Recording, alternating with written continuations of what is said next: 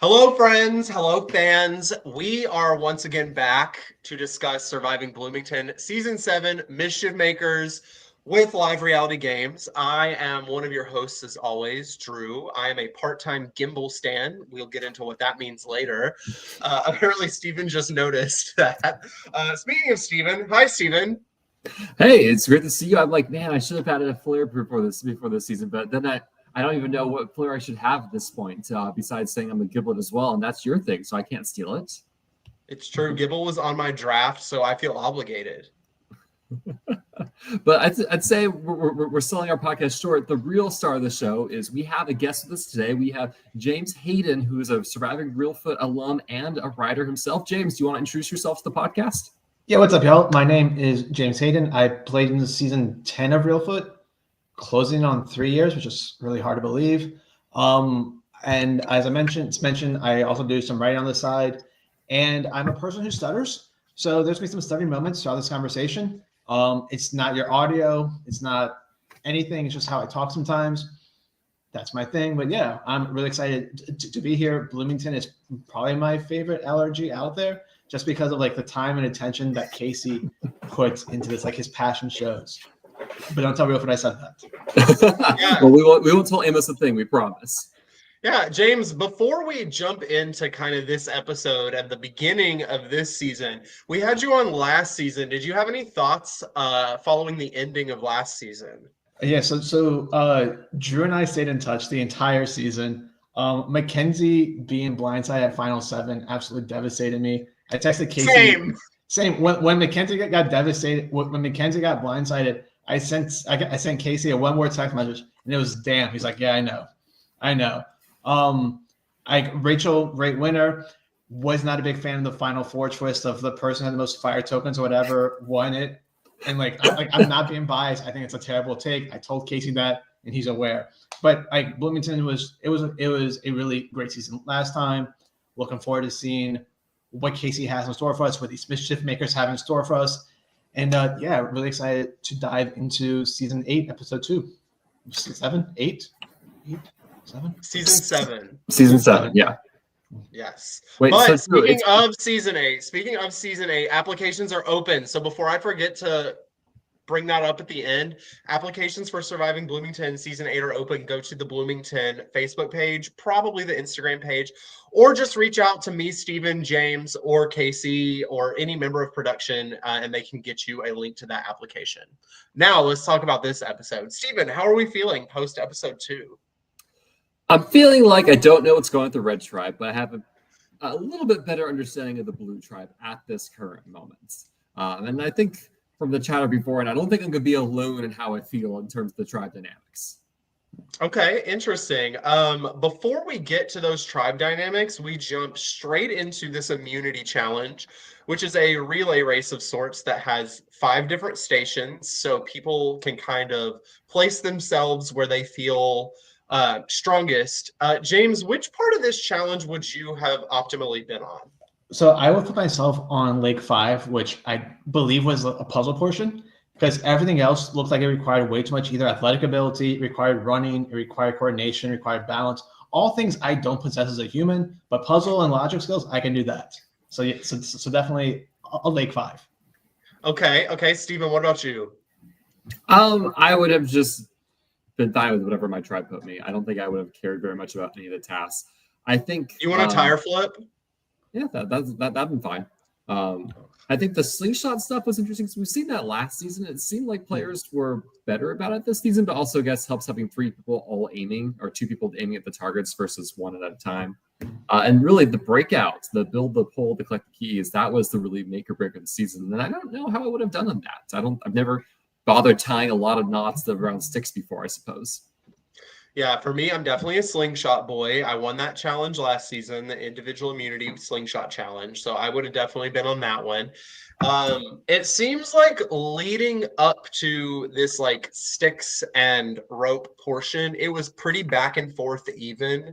They get to that station roughly at the same time, and it ends up on that station being Brittany and Francis for blue versus Zach and I don't remember who the other person was on red. Neither do I. I don't either. But we see, Sorry. dare I say, emergent strategy from Zach. Well, okay, so I was thinking about this. You just gave them a ball of twine and scissors, right? A ball of twine, scissors, and like popsicle sticks. Like I don't know that they were like paint stirring sticks. I don't know what they were. And so I think whenever we see this kind of challenge on CBS Survivor, the twine's already cut. They already have the pieces of twine. They don't have the full length of twine. So I don't know if I'll call it emergent because I don't think you can replicate every situation, but certainly it was innovative what Zach did to pull it off. Yeah, it was. I would say it was definitely out of the box because when you see these things, you like have the set strategy in your mind that's done every time. I don't know, James, what'd you think about this from Zach? Okay, so I'm gonna be completely honest. I don't remember much of the immunity challenge. I'm not a big challenge guy. Sure. I'm just trying to be completely honest. I rewatched the episode Monday, but I was focusing more on camp life stuff and the strategies. I'm not a big challenge guy. I would argue that this won them the challenge by them doing this. I mean, we see clearly that red beats blue. I would argue that this move won them the challenge. Drew, do you want to explain what this move was to James? Yeah, remind me because I'm trying to figure out how to explain it. So normally you have like the sticks and you tie the rope and you do stick to stick to stick, Right. to stick, whatever. Right. And you use it like a fishing rod almost, Right. and it bends forward. They bit theirs under and had a string from the top to the end so they could hook it from underneath with the sticks. That's smart. And held the string on top like an inverted fishing rod. Okay. Yeah, because that string essentially gave it a lot more stability and prevented it from kind of like the crack in half that you normally see. Yes. And to quote Eric in Confessionals, Brittany and Francis, they choked. They did. They were not able to complete that portion of the challenge. I feel like in the real time, this challenge was like, this was one of the longer challenges. That portion with the sticks and twine took a while, as did the combination lock, because there's not that many options. There's 24 options, but when you're under pressure, it's hard. Anything else from the challenge, Steven? No, I think that was mainly it. Did they have matches from the start the fire too?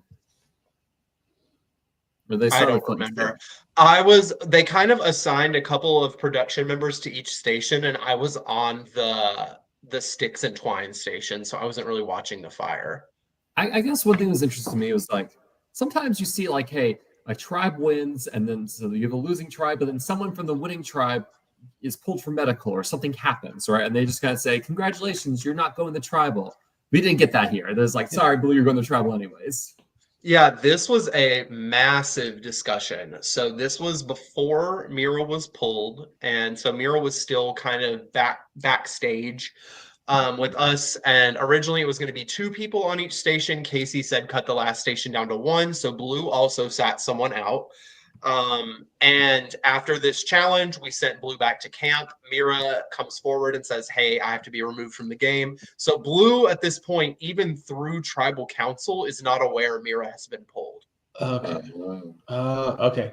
Because based on like the ending of last episode and beginning of this episode, I was trying to figure out what was the timeline. Was there an unnarrated? Because end of episode 1, we ended with Mira being pulled, and it's night. And my first thought was like an unaired immunity challenge that we didn't see that ultimately that was canceled. The results were canceled because Mira pulls herself from the game. That's your first person out. And then beginning, we rewind it back, and then we see so it was challenge, and then Mira gets pulled, but yet Blue still goes to tribal on the morning of day 2. Correct. Correct. And this was a big discussion amongst production on, well, do we just let that be the elimination for the round? Well, that's not fair because red won immunity. So do we just skip around and have them go to tribal? Ultimately, the decision that was made was we still send Blue to tribal. It's fine. They're going into the next round 9-9. It's not that big of a deal. It's not like Blue was down to 5 people and red was up to 9 or 10 and Blue was going to have to vote somebody else off.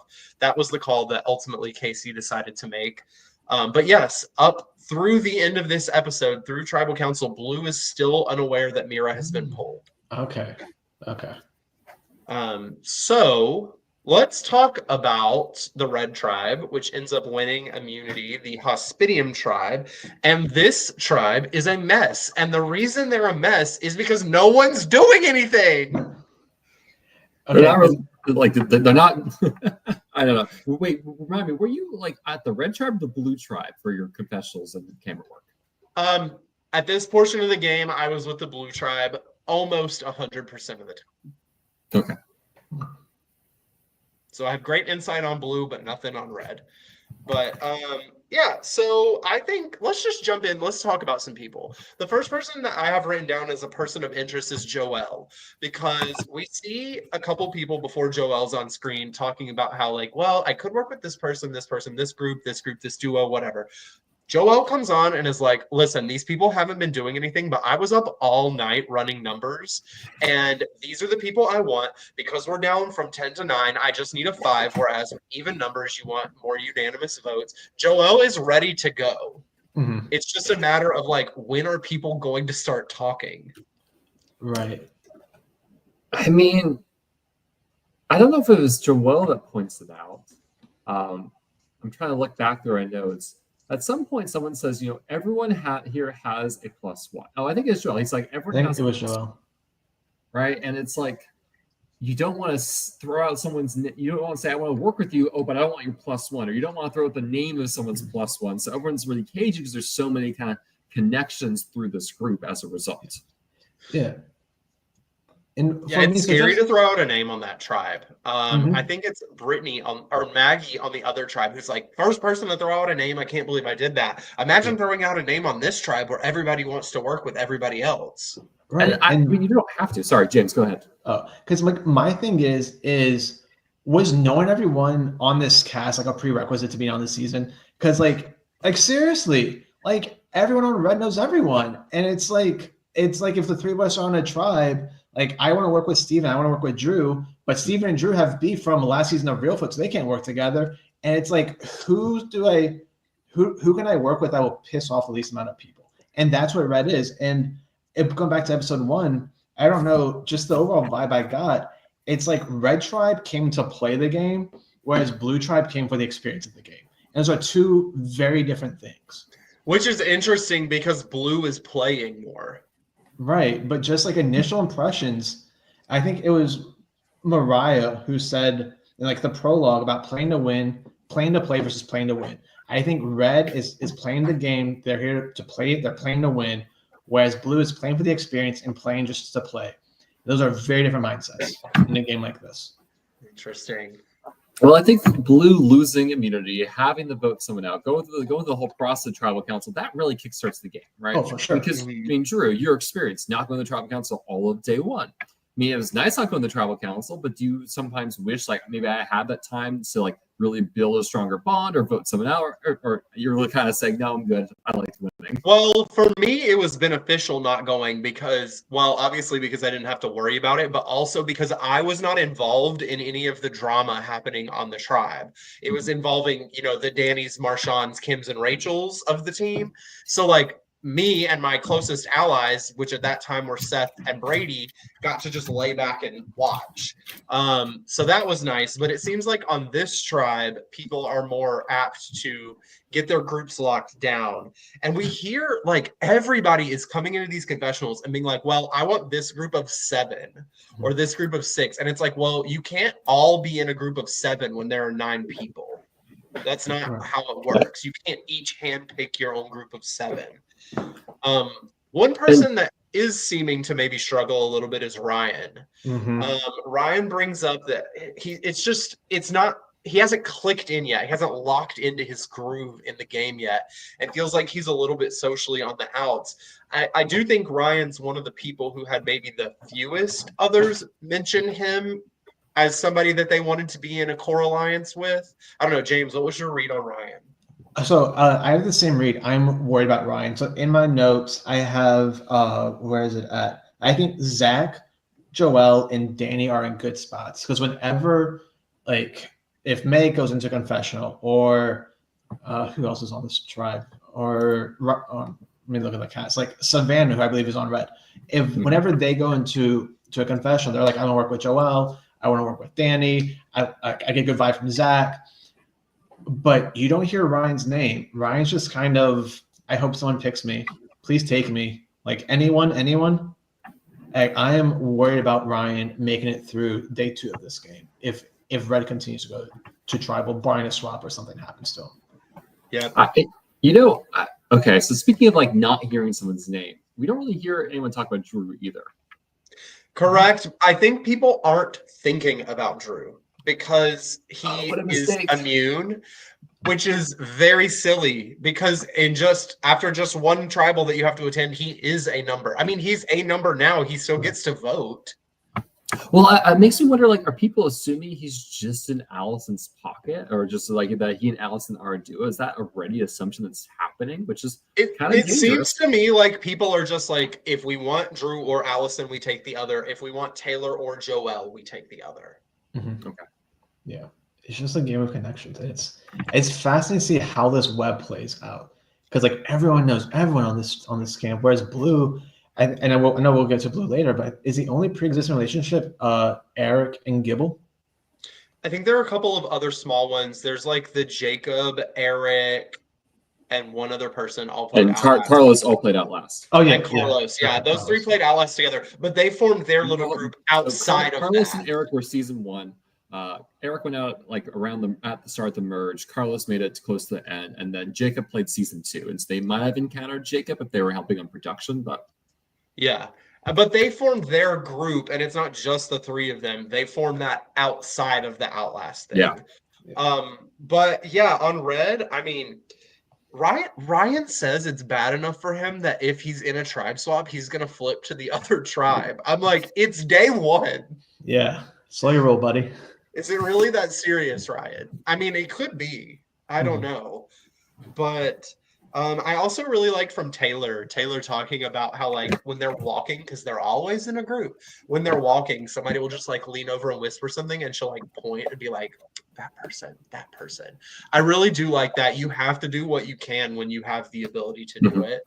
So I think that's good gameplay from Taylor. I mean, May is one of the only people who's like throwing out names in confessionals. Yeah. May says that she wants Allison out. Yeah, really the only 2 people we hear say names is May throws Allison, and then Allison kind of notes that Zach's my bounty and has a lot of keys. This would not be bad if he goes home. Yeah, is there a world where they can actually vote out Zach at the first tribal they go to? It'd be funny. It would be funny. I don't think so. Yeah, but May wants Allison out, which I think is interesting because it seems like Allison seems to think she's in a swing vote position. I think everyone's probably thinking they're in a swing vote position. So that's right. Yeah, Allison's like, I could go with this 4 or I could go with this other 4, and I'm leaning towards this one. I'm like, Allison, there are people who want you out. Mm-hmm. And then May also had a confessional where she said, where is it at? I feel like I'm in a good place, which if you say that in a Survivor game, that's like the kiss of death. And May's done enough of these, not unless you know to like, and it's weird because like May is the only person that I personally know on this cast. I know of a couple other people, but she's the only one that I actually met in real life. I think something else interesting going on in this tribe is obviously we have the one returning player in Danny, and we see Danny going through this list of people they want to work with and lists out, including themselves, 7 people. And then Danny goes, but wait, I need to back up. I'm doing the same thing I did last season where I wanted to work with everybody. Maybe I need to like figure out what I'm actually doing here. And that's, I mean, even if you've played other LRGs, it's like being a returning player to a specific LRG kind of makes you lock in, I guess, on certain things a little bit more that you did wrong last time. So I guess I think it's pretty good that Danny is focusing on that. That shows self-awareness at least. I mean, I don't think it's bad to have like an open net in terms of like build like people you want to work with, etc. It's just, I think the challenge was when thinking back to the double tribal, Danny goes home. Danny was in a situation where there were very few people who were exposed, and people didn't have his back at that moment. People didn't have their back at that moment. Yeah. And so this is going to be a very niche reference, kind of a deep cut, but For those who watch Australian Survivor, back in 2019 Champions versus Contenders 2, you had Luke Toki, who was a returning player, the only returnee on a season of newbies. And Danny's kind of that person. Like Danny, as they said, like walks in with a target, and they say, I might as well have like I'm already an all-star, might as well have it written on the front of me. I think if you want to go big game hunting, Danny could be an easy post-swap boot. Because like they've played like 18 million of these games. You know they're dangerous. Why are you going to let them get to the individual portion? If Danny gets blindsided post-swap, pre-merge, wouldn't be surprised. Because that's just such a huge target. And that's a compliment to them in their game. But if you want to go big game hunting, if you need something for your resume, if you're bored on day 3. Yeah, it's also, I mean, it could be even an easy pre-swap boot. We see last week when we were talking, Mira, we asked Mira who Mira would have wanted to go for, and Mira said that they would have wanted to go for Danny at the first vote.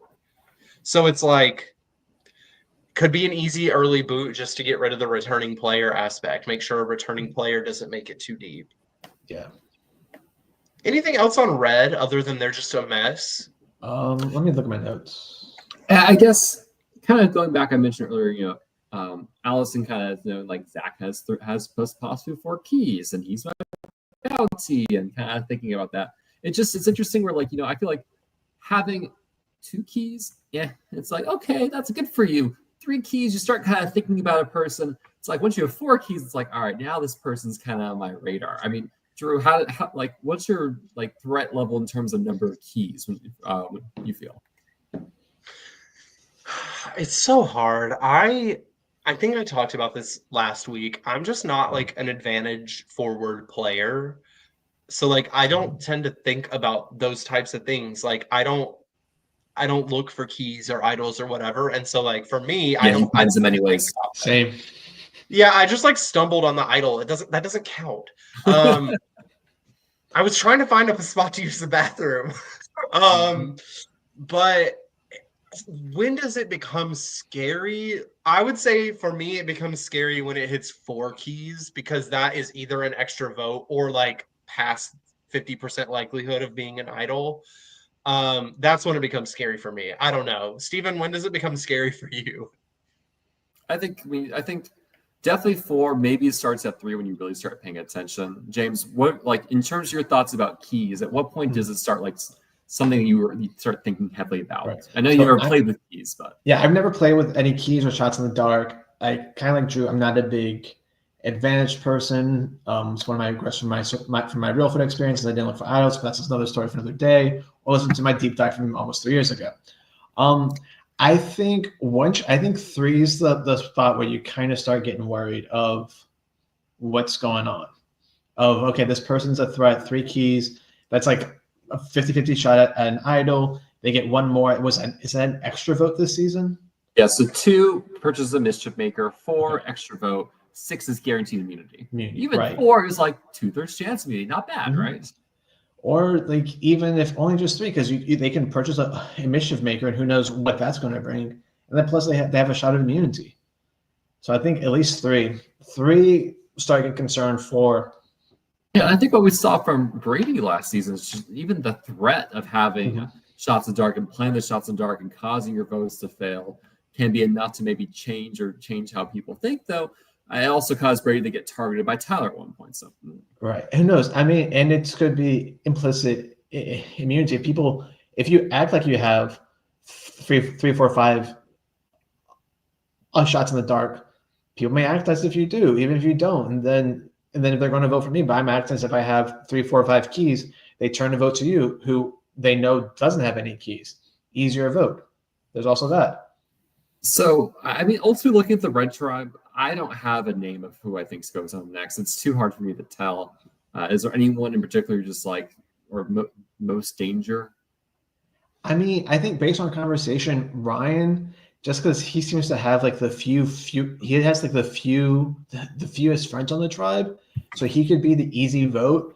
But with this tribe being so interwoven, interconnected, this person knowing this person knows this person can't work with that person, it's just a web, and it's going to take a lot to untangle the web whenever Red has to go to tribal. And some decisions are going to have to be made. Feelings are going to be hurt. and I'm looking forward to seeing it. Like I enjoy watching from my couch, playing it. I'm good. So let's kind of transfer over to the Blue Tribe. Welcome back, Drew. And so, I mean, what I guess James, any broad overall takeaways watching the Blue Tribe scrambling for Tribal Council? Oh boy. First off, how is Mariah not even a target? Like you have an actual former Survivor contestant playing LRG. How do you not get rid of them from jump?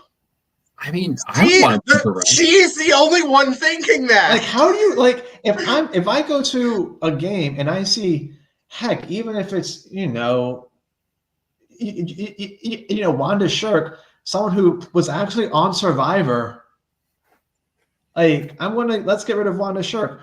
The exception. No. Wanda is an exception to the rule, James. Wanda gets a free final 3 pass. No. The exception being, I've told a lot of people this: if I ever do an LRG again, which is like maybe like less than 1% chance of ever happening, and Surviving Fields is there, I am throwing away my game for Surviving Fields to win. That I will do. Everyone else, get your ass out of there. Wait, this is a fun sidebar. Steven, are there any Survivor players you would throw away a game for? Ooh, in an LRG? Mm-hmm. Probably Dr. Jill from Nicaragua. Wow. Interesting. Deep cut. Mainly because when I played Survival Challenge, she was the only Survivor player on that season. Okay. And she was gunned for from minute 0. And she had an 8-round immunity streak. It's just her tribe just constantly dominated challenges. It was absolutely wild.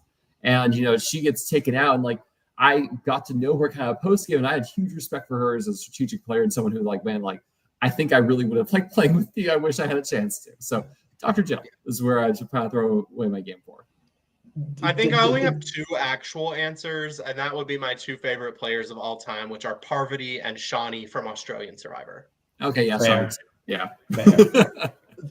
Dude, Dr. Jill for Survivor 50. Like I remember watching Nicaragua and really liking her. I would love to see her on second chance to something. Mm-hmm. I mean, she basically ran a full season survival challenge and just took out all the new players, and which is why everyone gunned for her. My team were we're not letting you do that again. I think it's rough when you're the only Survivor player in a fan cast, but it's really fascinating here saying there's too much dirt that everyone else is kicking up to bother worrying about a CBS player because everyone's infighting already. Yeah, and it seems like that may be sort of the situation Mariah has fallen in. I mean, she tells us in a confessional that she's considering playing a shot in the dark just to stay safe. She ends up not doing it, but she's the only one looking at herself as a target. Everybody else is either has not mentioned her or is actively including her in their majority. So that's great for Mariah. Question: are they aware that she was on 4-2? Is she open about that fact, or is she hiding? She was open about it. Okay. Yeah, they know. But yeah, it seems like Mariah has fallen into this majority that has formed, consisting of herself and then her number 1, who she says is Carlos. And then also with them are Jacob, Eric, and Eleanor, and that formed the majority, a 5 out of 10, and they just had to swing a couple other people over. But that's the majority they're kind of looking at working with moving forward, and it seems like maybe the major formation of this was done by Eric and Jacob. We hear mention of Eric waking up. Eric tells us he heard somebody get up. He woke up, he went and talked to them. That's how he plays. I love this from Eric. I like my sleep too much. This is why I'm not good at these games. I'm just no, 1 more hour. But for me, that would imply that I was actually sleeping during those games. I slept maybe a combined 4 hours, all 5 days. Let's be honest. Reelfoot, you have nothing. This game, you have sleeping bags, you have tents. It's a game changer versus you're on the ground suffering in Reelfoot. I'm sure. But this may be a hot take. I think Eric may be a little too put on. And I'm talking about Eric as a character on my TV screen, not Eric the person. Eric the person could be a great guy. He comes up on as people you may know on Facebook. But I think he's playing too much of a character. And I think he's too put on. I have mentioned this in person multiple times that I find Eric very difficult to watch because I want to get to know Eric. Mhm. I don't want to get to know Eric, the character. Sorry. I don't want to see Eric, the character, trying to make good TV. I want to Yeah. see Eric, the player, and I do think we get glimpses this episode of Eric, the player, with the strategy that he has unfolding. Probably because it was very early in the morning when this was filmed, so he's not like fully awake yet. But I agree, James. Okay, because that was like my very first note. You go back to episode 1. Showing Eric raising money is like the new era package stories. And then followed by, I think Eric is getting set up for a massive blindside. I think he's playing too much of a character. And like you said, you're like, I don't like watching. I was like, I want to know you as a human, not as like this like LRG, ORG character. And he could be a great guy. I don't know Eric. I'm just basing it off of my computer screen. So Eric, if you're watching, you're probably a great guy. I don't know, but just like as a LRG player on my screen. Well, so let me kind of take the opposite stance. I do enjoy Eric kind of playing it up and hamming it up. And I do agree that, yes, it's not his authentic thing, but he is kind of making what seems to be good TV. I mean, I think you have to recognize Eric is coming in with such a massive target. I mean, everyone has done their homework. Everyone has seen his connections and know where he stands. And therefore, he, like you talk about how Gibble just goes up and says, you're in the center of the web. Right, I think he's keenly aware of where he stands. He's kind of playing off this like flamboyant personality and larger than life that kind of is a way to disarm people, right? To make people take him less seriously and play down his strategic and social chops. Sure, and I understand that, but break that wall in confessionals. Yeah, and tell us that that's what you're trying to do. Mm-hmm. Sure. Yeah, because he had a confessional about Gibble about how like this. Well, this like irritation I have. I don't have the exact quote, but like this irritation I have might be extinguished sooner than I thought. Like that sounded like a very canned comment that he'd been practicing in the mirror for a few days before coming out here. Yeah, I agree. I am hoping as the season progresses, the more that we get of Eric, the more that we actually get of Eric, and that he breaks through this character that we're seeing. It's great to pull off a character in front of the tribe because in Survivor, perception a lot of times is reality. Right. And so then having this perception of him that he's playing up this character and that he's non-threatening is cool, but show us, the audience, behind the fourth wall what that plan is. Yeah, I feel like when I've seen him in like Survivor Pennsylvania, I have seen that side. So yeah, I'm hoping we get that here. Yeah. Otherwise, let's see what else we have. We jump immediately as soon as we jump to blue. Eleanor says, "So Gibble's about to get voted out." That's like the first confessional we get, and Queen, she was right. She says specifically, "Bless his heart." I have that note. Like I even have in my notes. Not the bless his heart. Like if someone tells you bless your heart in the South, you're just done. Like there's no coming back from that. And what I find so interesting is like, coming in this episode, we knew there was this beef between Eric and Gibble. I was expecting to see kind of Eric bring the bulldozer down. But Eric's just like, I didn't do anything. This all kind of came up naturally, and I'm going to ride it because I benefit from this. And Eleanor kind of stands out like, hey, he's not performing the challenge, but also, we're not connecting. Like, we don't feel like we're connecting with them, right? And so the social is probably more the kiss of death than the challenge performance because, like, he didn't lose the challenge. Yeah, it seems like the common theme is that people are saying that Gibble is strategizing more than everybody else, and that Gibble's playing too hard, too fast. I mean, we see these two natural groups sort of form where we have the one that's like the Eric, Carlos, Eleanor, Mariah group, and then on the other side we have Gibble, Francis, Brittany, and Maggie. We have Jacob in both, and then Trace in neither. So what was the final straw to get the three of Francis, Brittany, and Maggie to flip away and vote with Gibble? Probably because we're at even numbers and they wanted to be in a majority. Mm-hmm. Yep. Because question, was this Gibble's first ever Survivor-based LRG? I know he and Eric did another LRG like a week or two prior, which how you get enough vacation time to do two of these things back to back is beyond me. But that's another story for another day. But I think, and just from the the conversations that the confessionals, what it sounded like Gibble was someone who's like very involved in the ORG community, does well in ORGs, and then thinks he can translate it. But to quote Fair Play, I mean, it was kind of like asking for your asking for your sister asking for an Incredible Hulk doll for Christmas and getting your sister's Ken doll painted green. It's just not the same. Like an ORG versus LRG. Well, Yeah, so Vastly different. he has significantly more ORG than LRG experience. He's young. He was only Mhm. 19 at the time of Oh, filming. okay. I didn't realize he was that young. So he would not have been eligible to play very many. That he makes has sense. ran. At that point, he had ran Survivor at Indiana University 2 seasons, 1 season. Okay. 2 seasons? Okay. So At he's least one run. season. He runs an LRG there, and he's played the challenge. So like, he's not coming in like as there's definitely players who are more green than him. Okay. Yeah, for sure. So Gibble tries to put together this plan to take out Carlos because we later learn Maggie throws out Carlos's name because Carlos is being maybe slower than other people on the tribe to sort of warm up socially. Carlos is not an extrovert. Carlos is a very introverted man if you've met him. He takes a second. You have to get to know him. He has to get to know you and feel comfortable with you. So Maggie and Gibble throw out Carlos' name as a target, and it seems like Brittany and Maggie are like kind of on board as long as they have numbers. They believe Jacob will give them that number, and that Jacob can grab Mariah. Now we see that Mariah is absolutely not going to vote for Carlos in confessionals, which is very interesting. Mariah and Carlos seem to have formed a very close bond. Mariah says Carlos is her number one. Yeah, I think walking out of episode 1, we kind of have the story of like Carlos is on the outs, he's not socialized, and we kind of hear some people's thoughts about that.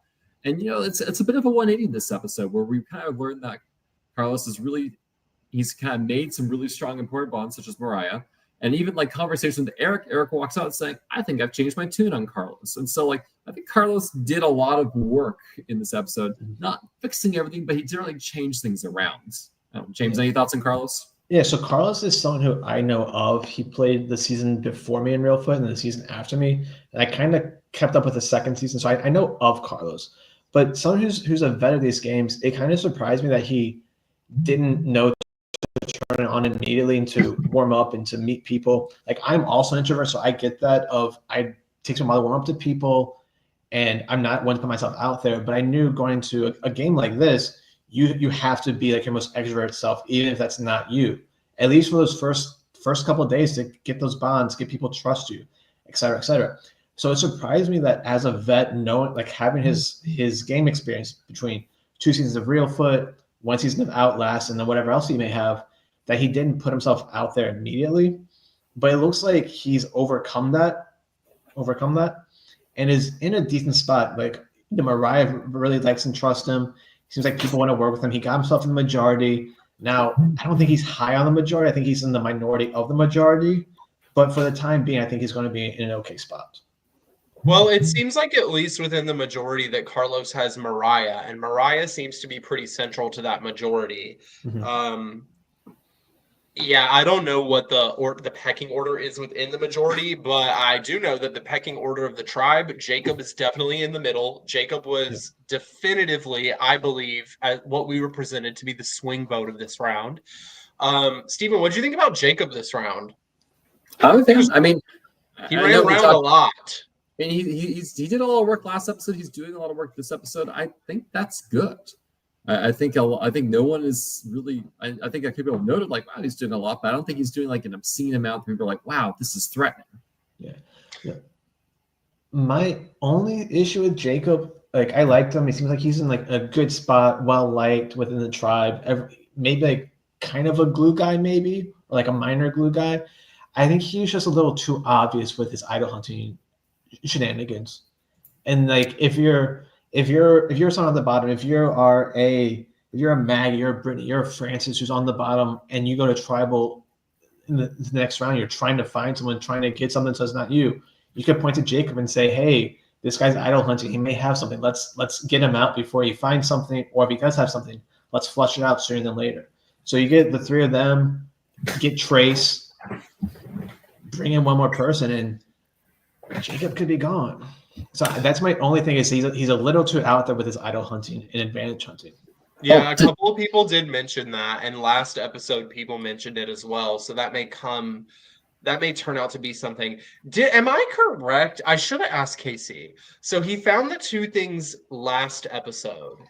Am I correct in understanding that he found 2 more? Because he said, I found 2 more today, and that would be, I believe, the day of tribal, which would have been day 2. And he said that he has the potential to get up to 5 keys. Yeah. So I believe Jacob has 4 scrolls that he has found. Correct me if I'm wrong. Do we only get 1 confessional from Jacob this episode, Drew? Correct. Okay, so I feel like we hear a lot of people talk about Jacob. We don't really get much a sense of what Jacob himself is thinking doing. Who would you all hear talk about Jacob and his advantages? I know he has those explicit conversations with Carlos about voting for Carlos. Who else was kind of mentioning Jacob in that sense? Somebody in their confessionals mentioned him poking in the trees and bushes with his stick. It might have been Francis. I don't know. I know that I remember watching that and hearing and watching that scene, but I don't remember. Yeah. Okay. Who it was. It's Francis towards the end, but I think one advantage Jacob has above Zach, people know Zach has 4 keys, and then that's why Allison's like, I think I'm tempted to vote him out. Versus no one knows what Jacob has outside of 1 scroll, right? And so I think keeping that to himself is so far good. Or otherwise, people I think would be very much more alerted, saying we have a problem. The problem's name is Jacob and his 5 keys. Yeah, and it helps that he was the swing this episode. If he was definitively on one side or the other, he may have been a little bit more likely to be in trouble. But I think Jacob played this episode very well. He proved that he can lie to people's faces, which I think is good, that he's able to do that. I mean, he lied to Gibble's face several times. Mm-hmm. Let's see. Also, we get a lot of people talking about how comfortable they're feeling with Eleanor. Eleanor is continuing to be very steady, very quiet. This is her first LRG, but everybody wants to work with Eleanor. I have thoughts on Eleanor. So Eleanor surprised me because first episode, one of my very first notes was Eleanor is not long for this game. She just did not impress me from jump. I was like, oh, this is her very first game. She kind of seems reserved and nervous and to herself, which is not a bad thing. It's just that's how she is. Okay, cool. But she's turned it around from last week to this week. She's turned it around. She's found her footing. She's in the majority. She's now all of a sudden everyone's best friend. People want to work with her. I think she can make a deep run.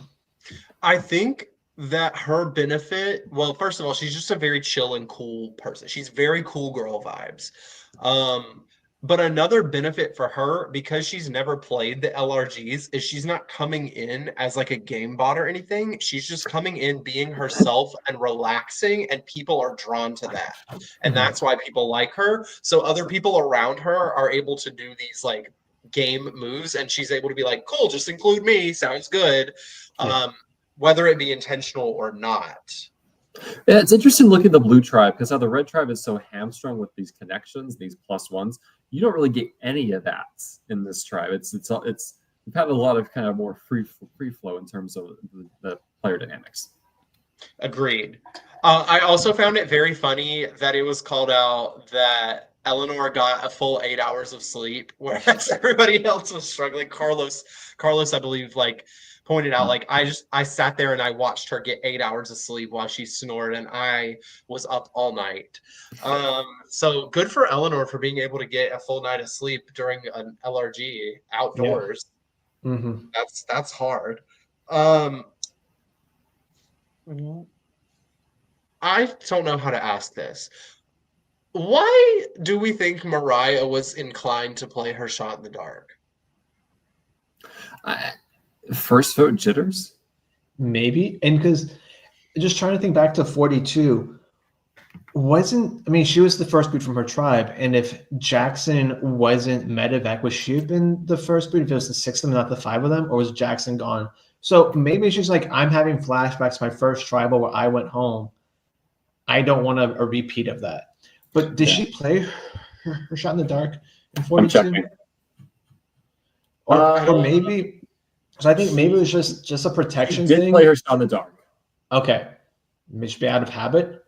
But maybe she's like, maybe all these people are lying to me. Like, I'm such an easy boot. I'm such an obvious threat. Maybe they're all lying to me, and Gibble is just he smoke screening to me. Let me just ensure that's not me. Yeah, that makes sense to me. I guess it's also like the fear of her threat level. I mean, she has played a couple of other LRGs as well outside of 42. But I mean, the first tribal you go to, everybody's gonna have jitters unless you're safe. Yeah. And then we get some talk, like I mentioned earlier, about Maggie being concerned. Maggie does. Sorry, I'm having trouble with phrasing. Maggie did the same thing last episode where she comes into a confessional and she sits down and she looks at the camera and she's like, huh, okay, give me a second. I need to figure out what's going on. She did that last episode. This episode, she's in front of the camera and she's doing more self-reflection. And she's like, oh, I'm an idiot. Why was I the first person to throw out a name? I should not have done that. What if I throw out the wrong person's name? Very self-reflective game from Maggie so far, and we're only 2 episodes in. Yeah. I think that's good. Yeah, I agree. I mean, I would not have that reflection in the moment in the game.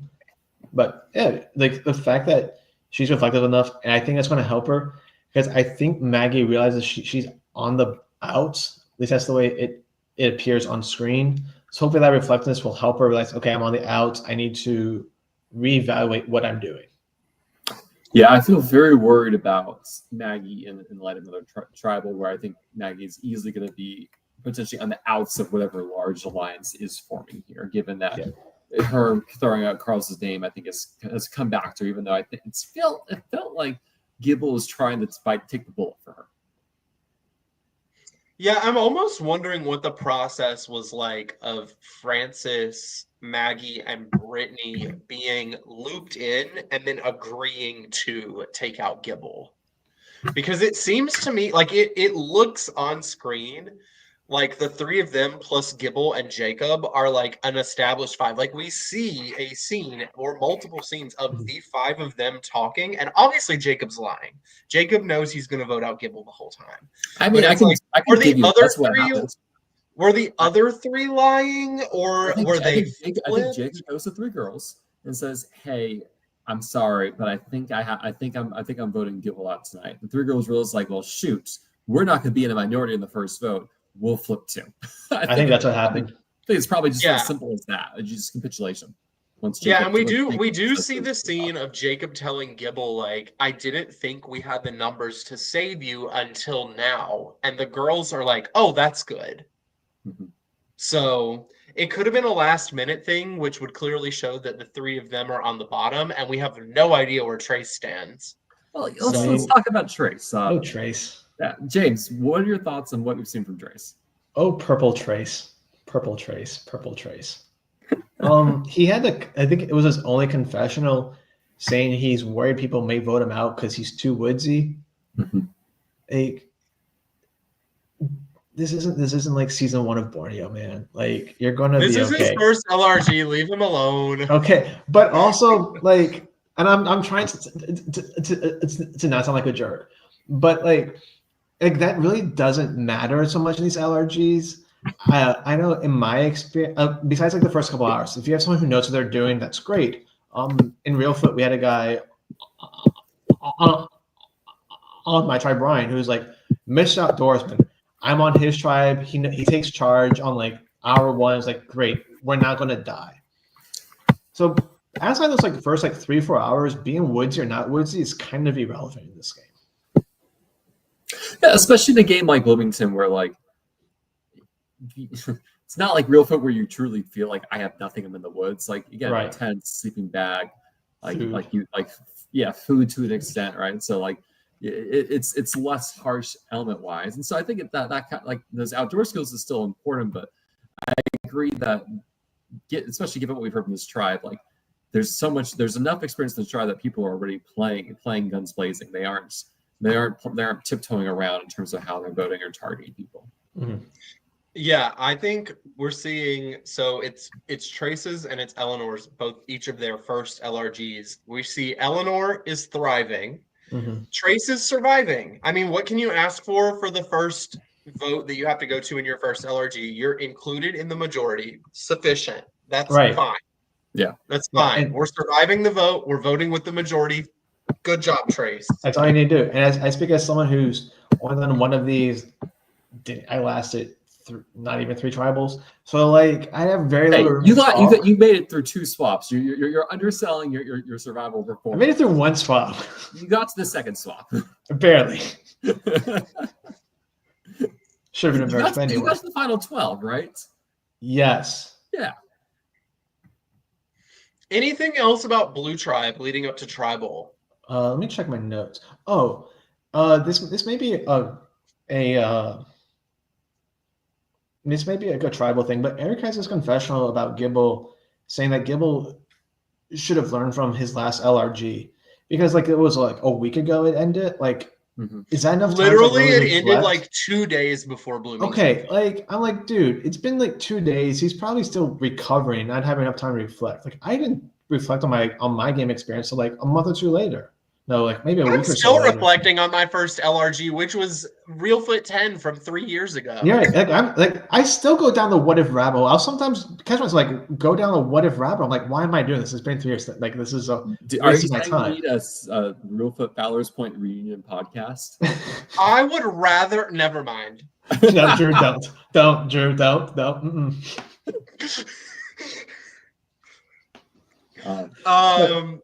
But yeah, that was my thing. I was like, dude, like this is like you don't have enough time to reflect. And what was their first LG? Was it Ascendance or was it the challenge? What was it? Who's Gibbles? The one that Eric and Gibble played together, like the day challenge. before. Okay, the challenge and Survivor are very different LRGs. Like, of course, it's a different game. I just like, and I'm not trying to like crap on Eric. I'm just. Well, I think like and I didn't like that. Yeah, and I definitely don't think this is like what caused him going out of the game. It certainly didn't help, but like that initial encounter being so strong in Eric's books, and Eric's like, well, we're just set against each other now, and it's gonna follow us through. It's like, oh man, it's weird to kind of think I have to play 2 games with some person and kind of the follow-up effects of that, but it kind of happened here, and we're only and to be fair, like in that game, they knew they would be playing Bloomington together, and Gibble actively targeted Eric in that game. Okay. So it's not like Gibble's innocent here. That's the lore I've been told, at least. So it's not like Gibble's fully in like blameless here, but it's also like it's a new game. Use what you know about the players from previous games, but like Eric came in with a goal and he accomplished that goal. So good for Eric. Eric is on my short list for Player of the Week points this week. We'll see if he gets any. Anything else about Blue pre-tribal? Nope. Okay, well, we get to tribal. There is actually one more thing. Jacob is planning to throw a vote, which means that he cannot be counted on to be in the majority if it's going to be like a 6-4 or like a 5-4-1 or whatever it may be, because Jacob's planning on throwing his vote. My question is, why was the original plan for Jacob to throw his vote on the other person who's planning to get votes? I think because they're that confident that Carlos is not going to go. All right, but that's the only reason I can think of. But if you're like maybe Carlos like burning on Trace or. I mean, and that's what he does. Anyone. Burn it on like KC. I don't care. Yeah, right. No, and like that's what he does ultimately is he burns it on Maggie. But like Carlos even says in confessionals like, oh, I'm probably going to get 2 votes, maybe 3 if Jacob votes for me. I'm like, well, why doesn't Jacob just not vote for you then? Right. And then you won't have to be worried about getting 3 votes. I'm glad that they were able to piece that together because I think that it would have been very funny if a situation happened where like there was accidentally a 5-5 tie. I mean, I'm so surprised that Jacob shared, like, I guess it's building trust and like how, especially the vote, it matters a lot. I'm surprised that's the one he shared in terms of like, hey, I'm going to vote weird. I might vote for you. Sorry. It'll hide our connection.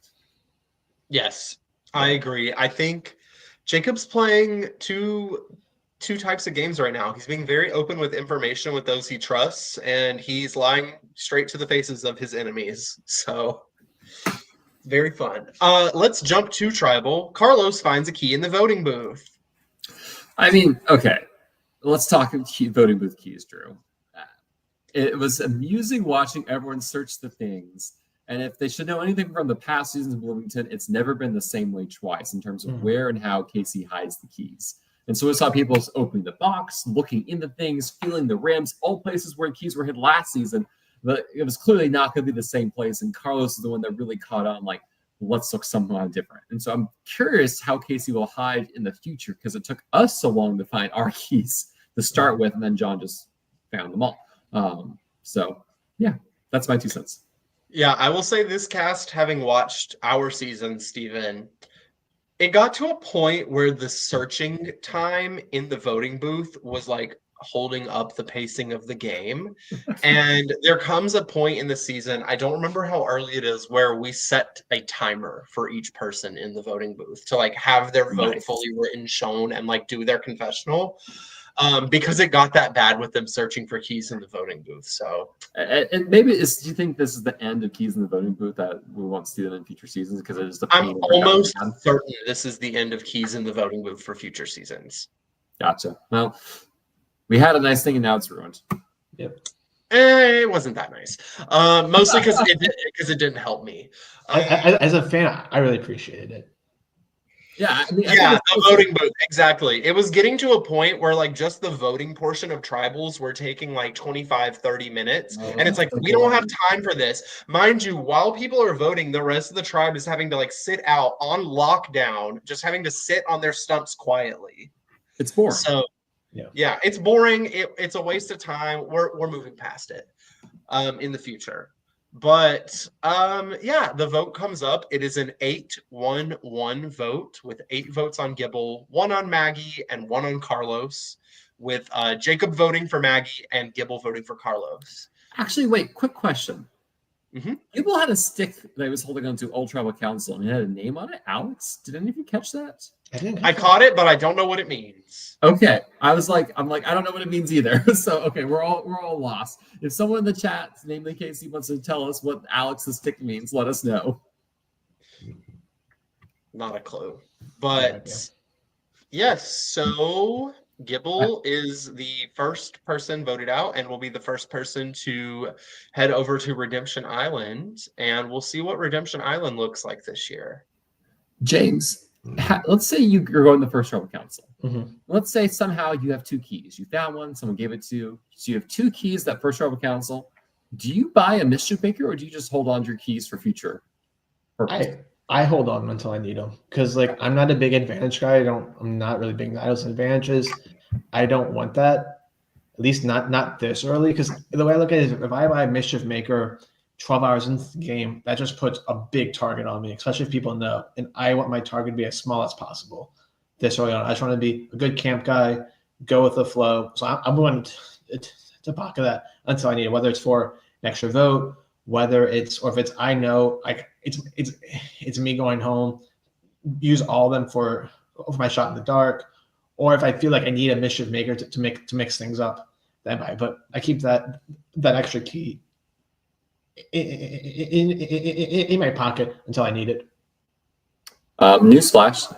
Casey says, I thought his stick said Alexa, and in my head canon, Kibble tucked that stick at camp like an Amazon Alexa. It did say Alexa, because at first, on my first watch, I thought it said Alex, but then on this rewatch, it clicked in my head, oh, it says Alexa. So I don't know what that means, but that is hilarious. Yeah, I hope that that's the case. So, Drew, I think last week we made predictions of how many Mischief Makers would be bought, and I think I said 2, and I was very wrong. They were scared. So a little bit of behind the scenes in camp, people are talking about these powers of mischief, and a majority, probably like 80% of the cast is like, no, I'm not buying it, because what if it's something bad?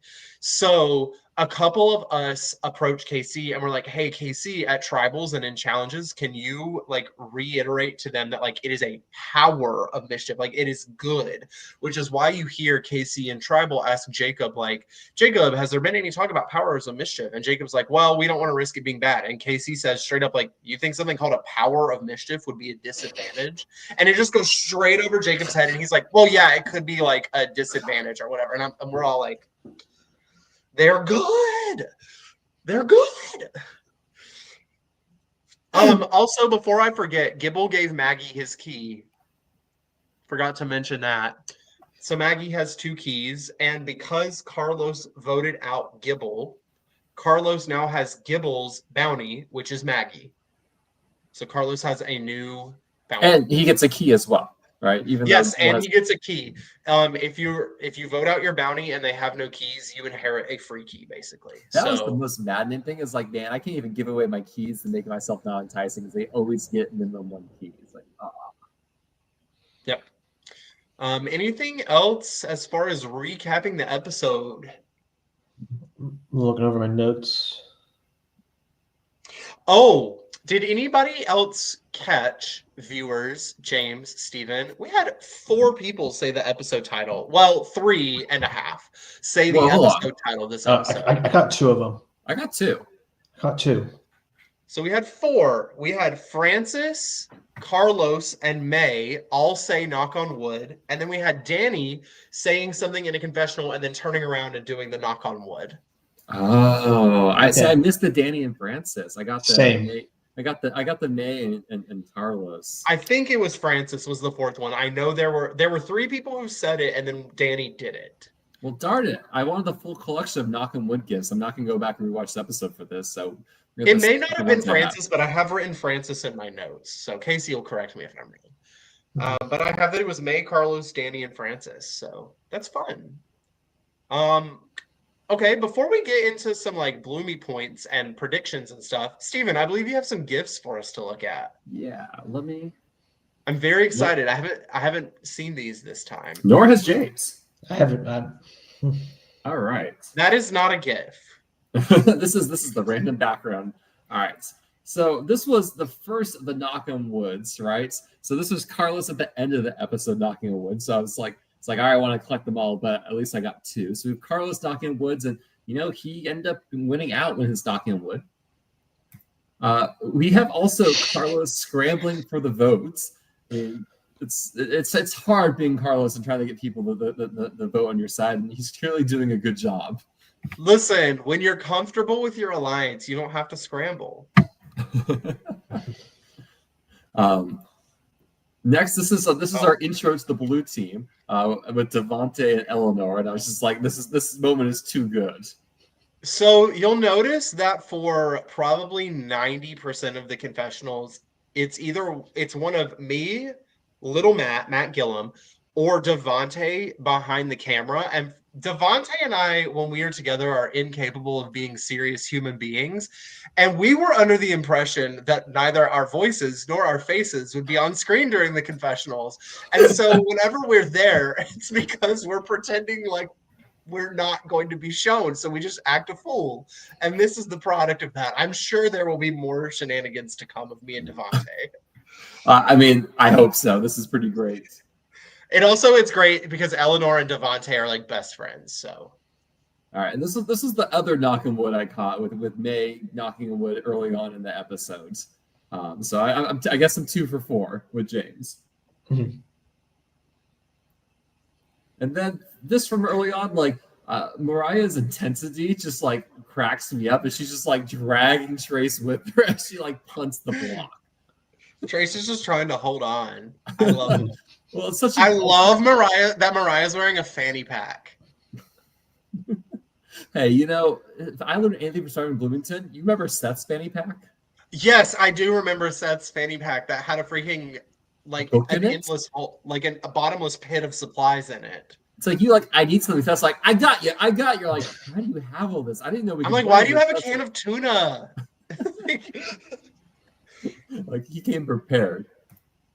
All right, and then the red tribe winning immunity because the blue tribe is not allowed to win an actual immunity challenge. So spake the Survivor gods. Love it. And is this it? My favorite. The last one. Just the Trace smashing a stick against a tree to try to break it. This is the equivalent of that one, Steven, that you made from last year with me like twisting and grinding the stick into the ground. It's very adjacent to that in the what's happening. And so that everybody's strategizing and Trace is fully just like slamming a log against the tree. Hey, Trace is providing for the tribe. All right. I love it. And that is our gift roundup for the week. Oh, I love it. Every time I love the gifts. I'm looking forward to more. Okay, let's get into some Bloomy points. I wish we had a theme song. Steven, get to work on that. Sing us a theme song. Hold on. What was your degree in? Yeah. Steven, I asked you to work on it. It doesn't matter that I have multiple music degrees. That's irrelevant. Okay, let's get into some Bloomy points. My short list this week was a little bit shorter than last week, which is good. I'll start off with my 1 point this week. Because that one I'm certain on. I'm going to give my 1 point to Zach. I think Zach definitively won that immunity challenge for Red. Even though people know that Zach has a couple keys, a lot of people are throwing out Zach's name as someone that they want to work with, and Zach seems to have a plan for himself. So I'll give my 1 point this week to Zach. James. I want to give 1 point to Mariah because as a former Survivor, CBS Survivor contestant, how is she not a massive threat is beyond me. So the fact that she made it through, give her a point. Love it. So I know my 2 and 3. I don't know my 1. And I feel bad because my 2 and 3 are from the Blue Tribe. And so I'm going to copy Zach for my 1 point as well, given that it was the challenge victory I think is due to him. I like the fact he's kind of up above in terms of getting the advantages. I dislike the fact that it's known and he might be targeted for it, but I do think he's still more net positive than net negative. Yep. Oh, my 2 and 3 could go either way. It's beneath me to give 2.5s for each. I won't do that. Oh, Steven, how about you do your 2 and your 3 first, and then I'll see where I land after hearing both of you. 2 to Eleanor. I think we've really lauded her game this episode, talking about her positioning within the tribe. Maggie is, I think, going to be targeted. Brittany, I don't think was being pulled in as much as her. I think Eleanor is in a really good state, and I'm continually excited to see her game. Okay. So I'm torn between 2 people for my 2. Like I know who I want to give them to, but I don't know who gets 2 and who gets 3. Let's give 2 to Jacob, because he seems to be playing really well, playing the middle. Everyone likes him, seems to be good with everyone. Only issue is that his idol shenanigans, being so open about his idol hunting shenanigans could get him in trouble. And that's why I want to give him 2 instead of the 3. So I'm torn between Jacob and Eleanor for my 2 and my 3.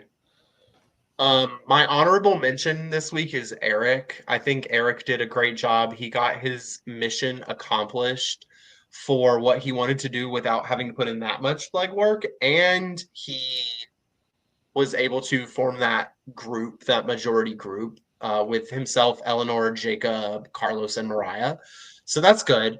But I think I'm going to lean towards giving my 2 to Eleanor and my 3 to Jacob.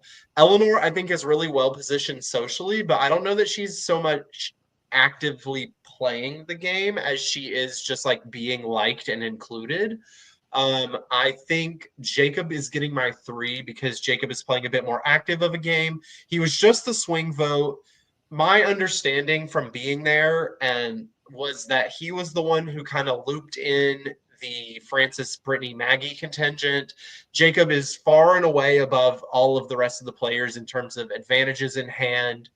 I think Jacob had a great episode where I'm not going to say he controlled the outcome of the vote, but Jacob had a strong hand in the outcome of the vote. And I just think Jacob's playing well. So I'll go with my 3. I was also torn between Jacob and Eleanor for 2 and 3, since in part because Stephen gave his 2 to Eleanor, I wanted to be contrarian, so I went with Jacob. And I'm glad it isn't since you gave 2 to her as well, Drew. But my 3 points are going to Eleanor. I think her first ever LRG, she's done really well. She's turned around for me, thinking of I didn't think she would be long for this game. Now I think she's going to make a deep run. Everyone likes her. She's letting the game come to her and playing it her way. She's not a game bot. She's just like, this is who I am. This is how I'm going to play. And it's working out well for her. She doesn't have all these ideas and theories because I've played this game and that game with this person, that person. She's like, this is who I am. This is how I'm operating. If you're with it, great. If you're not, great. She's doing pretty damn well for herself right now. So let's give 3 to her. Well, now I feel like I should have included Jacob in my list, but I'm going to go for someone neither of you said. I'm going to give my 3 to Carlos. Carlos was the person who I think for us as viewers walked in this episode as a high target. And I think Carlos walked out of this episode looking pretty. I think Carlos has submitted himself to an alliance, has built bridges with players who were a little bit more sketchy about him. He's eliminated a player who was targeting him. And I don't think Carlos's name is going to be brought up again in this tribe anytime soon.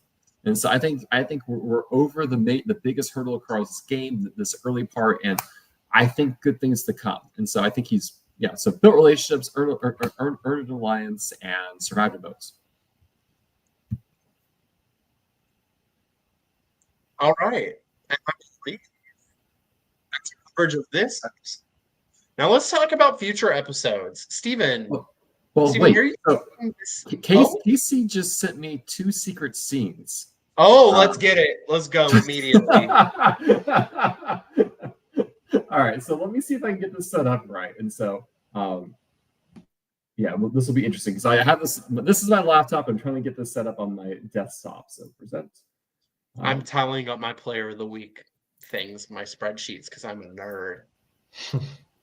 All right, so let me see. So share screen. Actually, no.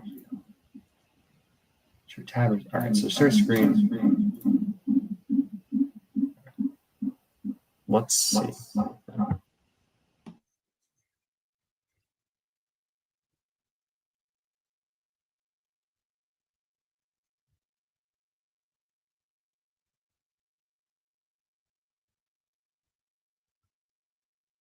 No sound. Okay, no sound. Drat. Okay. I might not be able to show this then. Let me play around a little bit more.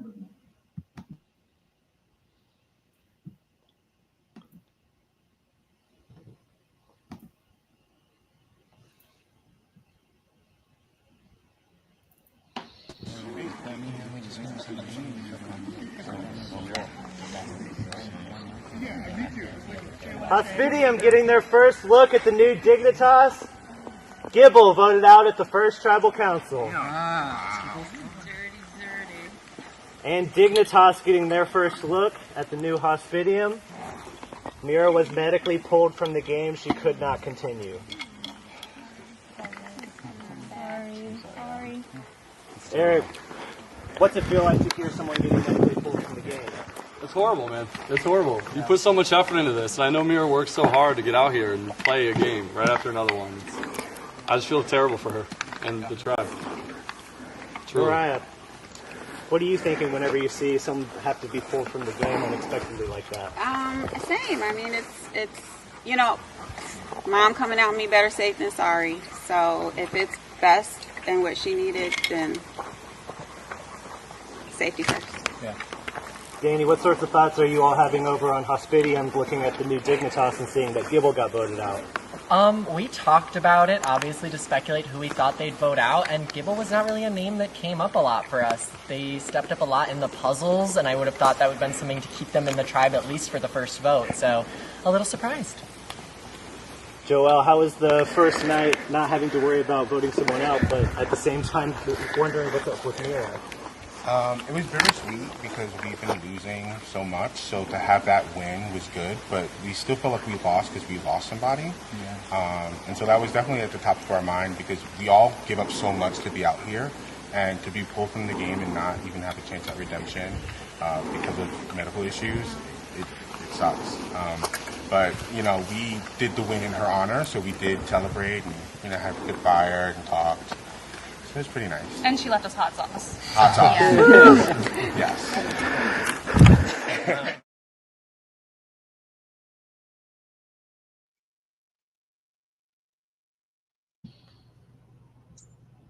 They think was going to be voted out.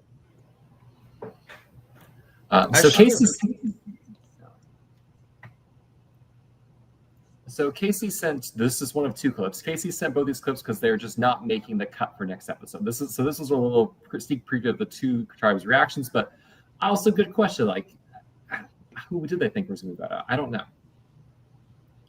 As you talk, I'll get the next one loaded, by the way. I don't even know who I would assume would be voted out of that tribe. I feel like if I knew of Gibble and knew who Gibble was, I would think Gibble. I mean, but based on our conversations from earlier, I would just assume that Mariah, easy boot. You have, like, easy boot. Like that's who I would assume. Trace, what do you think the difference of the night was like between these two groups, where they kind of got to just relax around the fire and you all had to worry about a vote? Most likely the tension. I mean, we just started, talking amongst each other and just going out and about and taking our strides. But the one thing about it that I noticed that from prior season is that it wasn't really, right off the bat. It was just kind of like a slow burn, like we said in the past. But for them, I mean, we can hear you guys hooting and hollering, so I know you guys had a good time last night. So it's kind of in the damper ends. Zach, Trace mentioned y'all were hooting and hollering last night. Did you think they could hear you? No, I thought that our little hoedown was going to be a complete private hospitium experience. So that the fact that they heard us just means I think next time we have to be louder so they can hear the phrases that we're saying. Sing along with us next time, guys.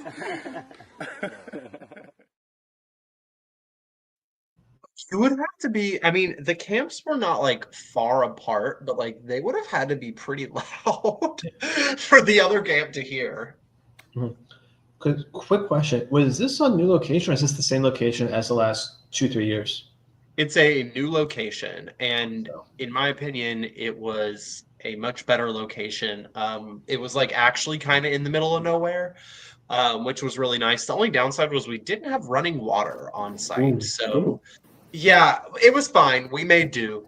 But yeah, it was a great location. It was Megan Wolf's family. It was some of their property. So I guess, James, you got your Trace content, maybe a little less purple. Just the problem, it's all in the secret scenes, right? Right. All right, and so so those are the two clips Casey gave me of kind of what's to come next episode, but those clips themselves will not be in the episode, so we get them here. But Steven, what do you think will be in next episode? What's going to happen coming up? No one buys Mischief Makers solely to spite me. I think Red loses, and we actually get to see them scramble a little bit. And on the blue side, we get people reacting to Eric while he's not immune. Okay, James, what are we seeing play out through this season? So I think we're going to see a lot more webs in just intricacies of Red, but blue is going to fall again, and I think one of Maggie, Brittany, or Francis is gone. Interesting. Drew, what do you think? I think that the season is going to get interesting sooner rather than later, and maybe that web will come crumbling down on Red, or maybe Eric will make a mess on Blue, as he's known to do in these games. All right, I believe that's our recap for episode 2. Awesome. We will be back at some point next week. to do episode 3, and Stephen and I will be joined by Nina from our season of Surviving Bloomington, Order versus Chaos. But until then, James, what are you up to? What am I up to? Up to a lot. Do some traveling, working, all that good stuff. But more importantly, so as you know, and as I disclosed at the top of the show, I'm a person who stutters. And if you keep up with Survivor 48, we have a contestant who stutters, Mitch. He's the first person who openly stutters on the show. So to say I'm excited about that would be a massive understatement. So, as like a celebration, for lack of a better word, I am recapping the season for the National Stuttering Association. A link should be in the comments. I also had the opportunity to do a preseason interview with Mitch. We released it I recorded about 2 weeks before the show aired. So if you want to watch me just be a complete utter nerd for 30 minutes, you can watch that. And I also wrote an article for the National Stuttering Association about how just my hopes and fears and dreams for Mitch being on Survivor and what it means to me to see someone who sounds like me be on a show I've been watching for 20 years. And if you want to know more about my writings and life and all that, you can check out my book. Check out my book, Deal What I Stutter, available on Amazon, Kindle, and BarnesandNobles.com. Yeah, you can find links to all of these in the show notes in the YouTube or the podcast. All that will be there. And Stephen, what are you up to between now and next time we see you? Spring break is next week. So we'll see what I do. I'm not quite sure. I might do an impromptu Survivor 48 podcast tomorrow with Daniel. But I don't know. We'll see. It'll be exciting. Whatever I end up doing. Amazing. I will be working. But until then, we will see you all next time. Hang out and don't forget to watch episode 3 airing this Saturday on the Surviving Bloomington YouTube channel.